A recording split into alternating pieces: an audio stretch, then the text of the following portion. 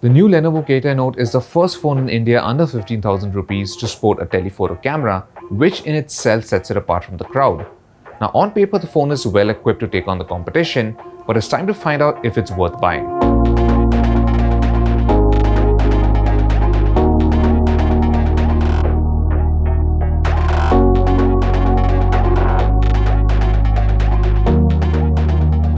Now before we go ahead, don't forget to subscribe to our channel and hit that bell icon so you're the first to know when we have a new video.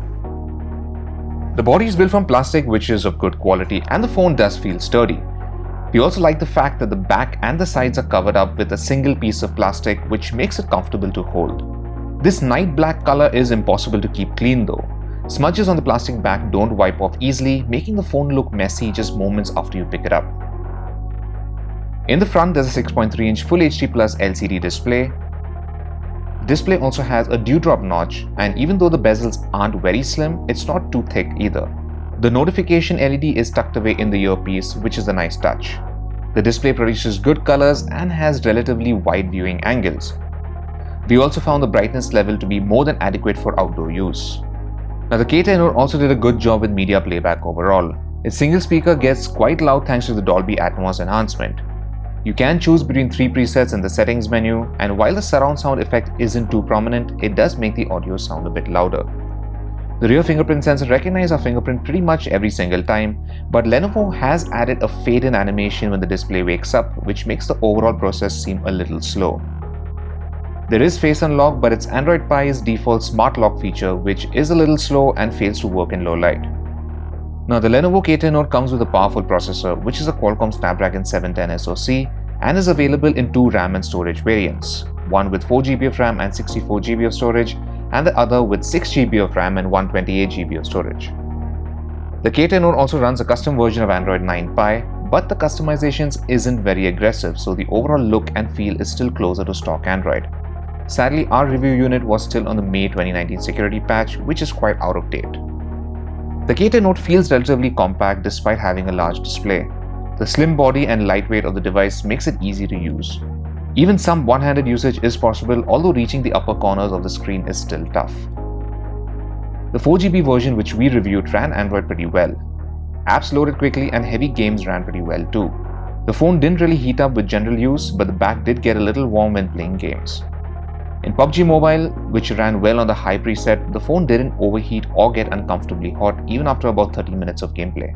Battery life was pretty good too. The 4050 mAh battery lasted for around 13 hours and 14 minutes in our battery loop test, which wasn't very high, but actual battery life was a lot better. With regular use, which typically involved using chat apps, a bit of music streaming, camera usage, and even some gaming, we easily managed to close a day and a half of runtime on average. The K10 Note also boasts of an 18-watt fast charging, but with a battery this size, it does feel a little slow. For instance, the battery only managed to charge to about 63% in an hour using the bundled charger and cable.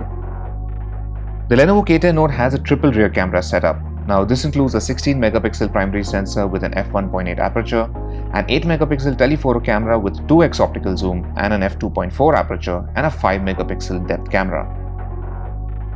The main sensor has PDAF, so focusing speed is pretty quick.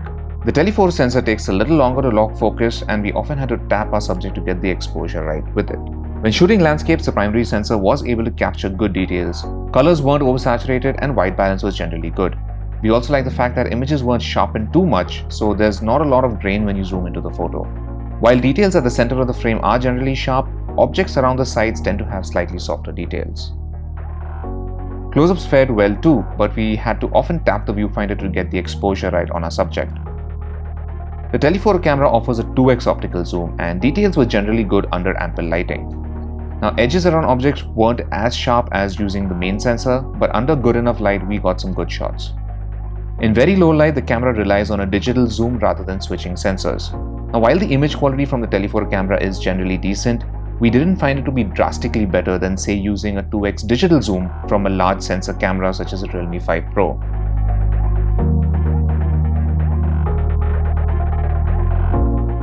Portrait mode in the K10 Note is called Dual, and with this you can add some extra background blur to your subject. The level of blur cannot be adjusted before or after you've taken a shot, and it takes a couple of seconds to save the photo after you hit that shutter button. Edge detection was pretty good and portraits of people had pleasing skin tones. In an indoor low-light scenario, the K10 Note managed to capture relatively clean images without a lot of noise. Details are also preserved quite well, though finer details such as people's faces tend to look a little grainy and aren't very distinct. In very low light, the main camera struggled to capture good details. Images looked okay on the phone's display, but upon zooming in, we noticed blurry textures and grain. Now there's a night shooting mode too for the primary camera, which gave us some decent results indoors, but outdoors in low light it's not very effective. The final image looked brighter, but details weren't quite up to the mark.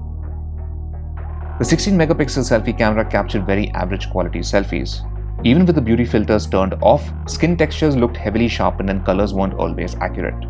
Now there's a beauty mode which has a bunch of preset beauty effects. You also have the option to create a custom beauty filter for your face, where you can enhance various aspects of your face like cheekbones, your nose, eyes, etc., and save it as a template for future use. The K10 Note shoots videos up to 4K resolution, but colors were grossly exaggerated. Continuous autofocus does work very well though. Overall image quality is quite average, especially when shooting landscapes. At 1080p, image quality is slightly better, but there's no stabilization, which is quite disappointing. In low light, the camera does a good job with suppressing noise, but the lack of any stabilization can make videos unusable. The Lenovo K10 Note is light, has good app performance, the display is vivid, battery life is pretty solid, and the rear cameras do a decent job given enough light. Adding a telephoto camera was a nice touch from Lenovo, but we found that you can get comparable results with digital zoom from competing cameras too. Now the K10 Note's plastic back is a nightmare to keep clean. Its software isn't as feature-rich as some of the other custom skins, and its cameras struggle in low light. Now the lack of electronic stabilization when shooting video is a little disappointing, and the selfie camera isn't too great either. At these price points, we think the Realme 5 Pro or even the Xiaomi Mi A3 offers better value. So thanks for watching our review, and for all things tech, log on to gadgets360.com.